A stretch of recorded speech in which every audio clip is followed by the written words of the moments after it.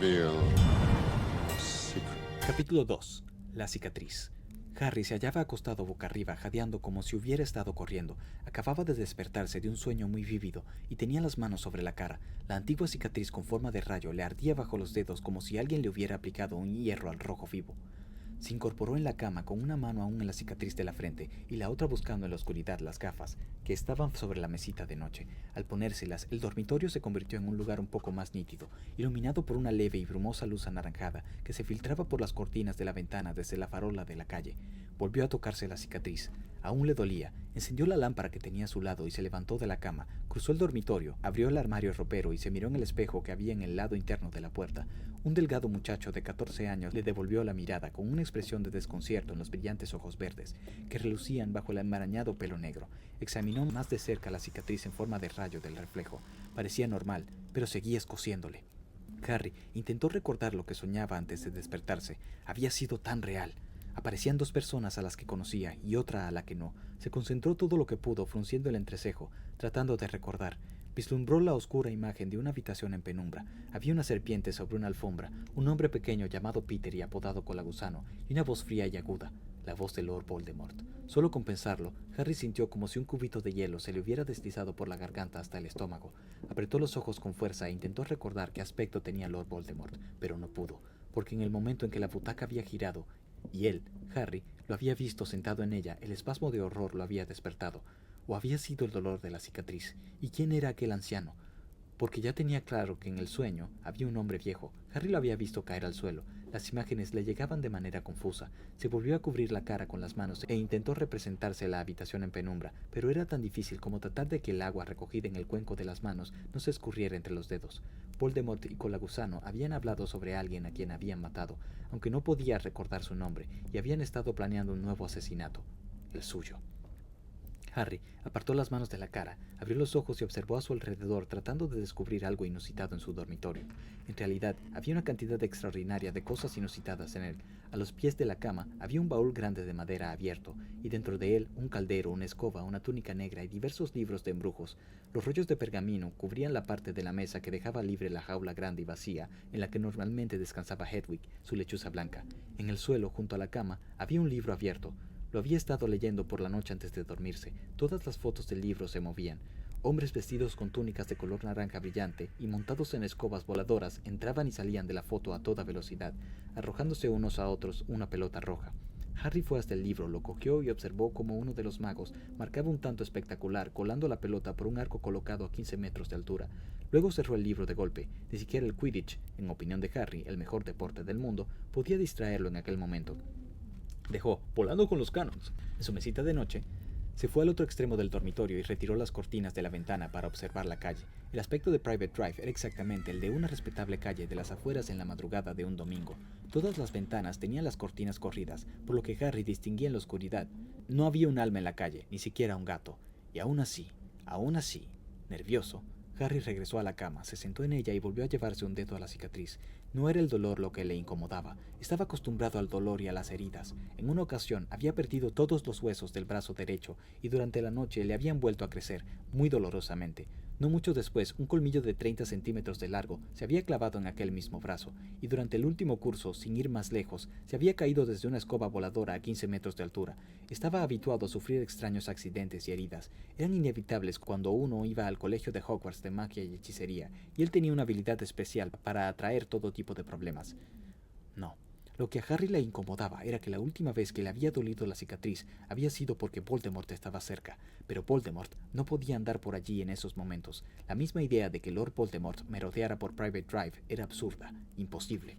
Harry escuchó atentamente en el silencio. ¿Esperaba sorprender el crujido de algún peldaño de la escalera o el susurro de una capa? Se sobresaltó al oír un tremendo ronquido de su primo Dudley en el dormitorio de al lado. Harry se reprendió mentalmente. Se estaba comportando como un estúpido. En la casa no había nadie aparte de él y de tío Vernon, tía Petunia y Dudley, y era evidente que ellos dormían tranquilamente y que ningún problema ni dolor había perturbado su sueño. Cuando más le gustaban los Dursley a Harry era cuando estaban dormidos. Despiertos nunca representaban para él una ayuda. Tío Vernon, tía Petunia y Dudley eran los únicos parientes vivos que tenía. Eran muggles, no magos, que odiaban y despreciaban la magia en cualquiera de sus formas, lo que suponía que Harry era tan bienvenido en aquella casa como una plaga de termitas. Habían explicado sus largas ausencias durante el curso en Hogwarts los últimos 3 años, diciendo a todo el mundo que estaba internado en el Centro de Seguridad San Bruto para delincuentes juveniles incurables. Los Dursley estaban al corriente de que como mago menor de edad, a Harry no le permitían hacer magia fuera de Hogwarts, pero aún así le echaban la culpa de todo cuanto iba mal en la casa. Harry no había podido confiar nunca en ellos, ni contarles nada sobre su vida en el mundo de los magos. La sola idea de explicarles que le dolía la cicatriz y que le preocupaba que Voldemort pudiera estar cerca le resultaba graciosa. Y sin embargo, había sido Voldemort, principalmente, el responsable de que Harry viviera con los Dursley. De no ser por él, Harry no tendría la cicatriz en la frente. De no ser por él, Harry todavía tendría padres. Tenía apenas un año la noche en que Voldemort, el mago tenebroso más poderoso del último siglo, un brujo que había ido adquiriendo poder durante 11 años, llegó a su casa y mató a sus padres. Voldemort dirigió su varita hacia Harry, lanzó la maldición con la que había eliminado a tantos magos y brujas adultos en su ascensión al poder, e increíblemente, esta no hizo efecto. En lugar de matar al bebé, la maldición había rebotado contra Voldemort. Harry había sobrevivido sin otra lesión que una herida con forma de rayo en la frente, en tanto que Voldemort quedaba reducido a algo que apenas estaba vivo.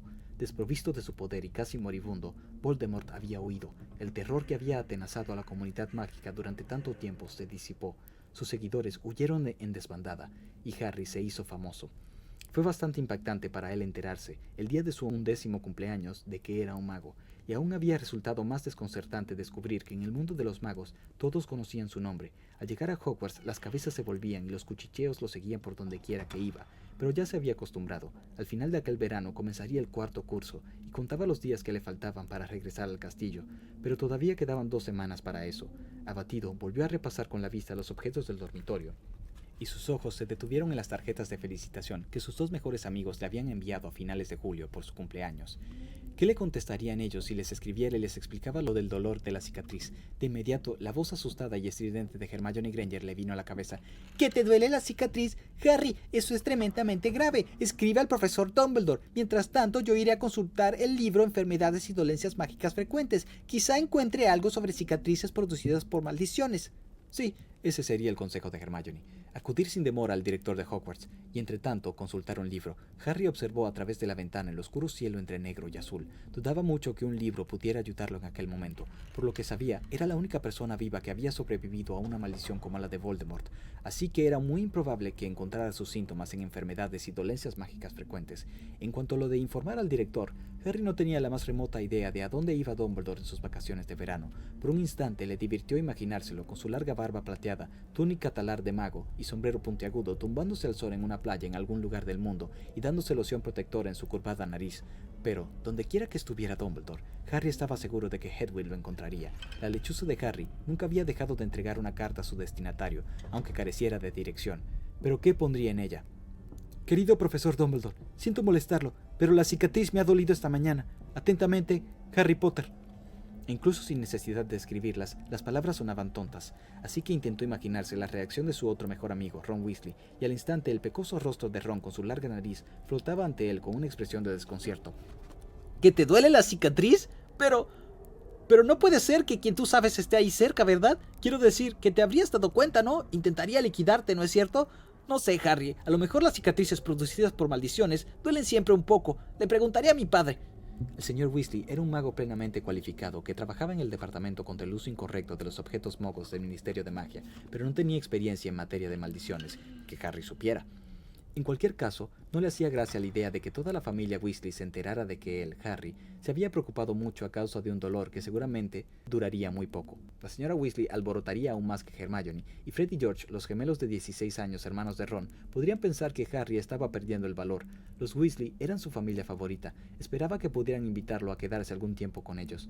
Ron le había mencionado algo sobre los mundiales de Quidditch, y no quería que esa visita estuviera salpicada de indagaciones sobre su cicatriz.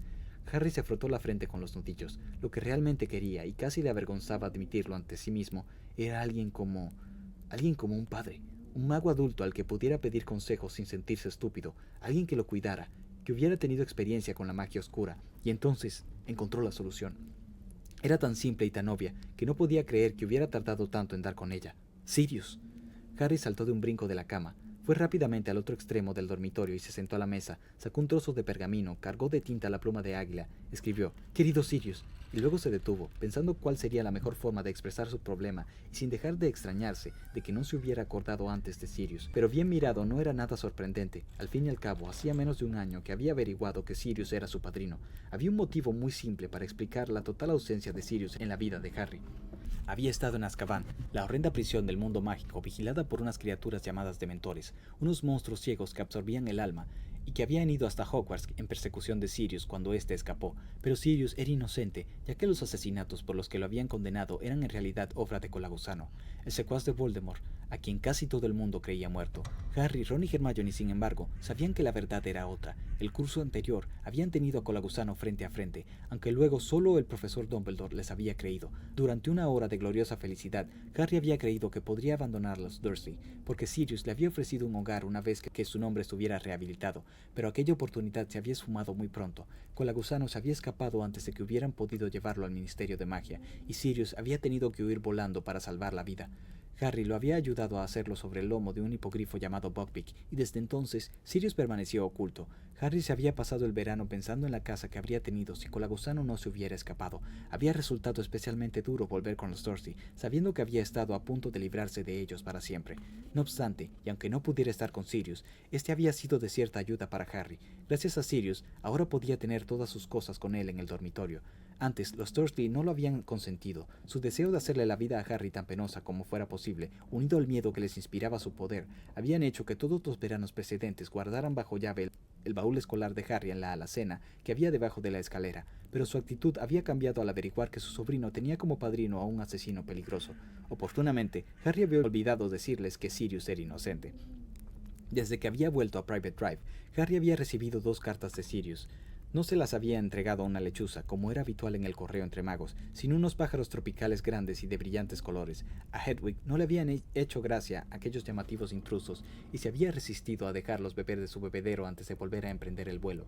A Harry, en cambio, le habían gustado, le habían hecho imaginarse palmeras y arena blanca, y esperaba que dondequiera que se encontrara Sirius, él nunca decía dónde por si interceptaban la carta, estuviera disfrutando. Harry dudaba que los dementores sobrevivieran durante mucho tiempo en un lugar muy soleado. Quizá por eso Sirius había ido hacia el sur. Las cartas de su padrino, ocultas bajo la utilísima tabla suelta que había debajo de la cama de Harry, mostraban un tono alegre, y en ambas le insistían que lo llamara si lo necesitaba. Pues bien, en aquel momento lo necesitaba. La lámpara de Harry pareció oscurecerse a medida que la fría luz gris que precede al amanecer se introducía en el dormitorio.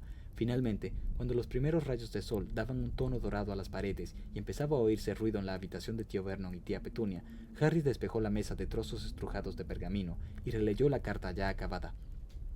«Querido Sirius, gracias por tu última carta. Vaya pájaro más grande. Casi no cabía por la ventana. Aquí todo sigue como siempre. La dieta de Dudley no va demasiado bien.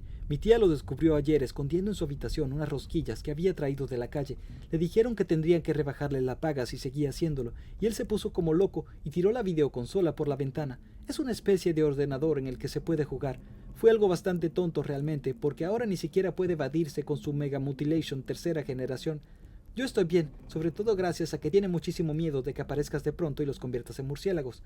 Sin embargo, esta mañana me ha pasado algo raro. La cicatriz me ha vuelto a doler. La última vez que ocurrió fue porque Voldemort estaba en Hogwarts, pero supongo que es imposible que él ronde ahora por aquí, ¿verdad?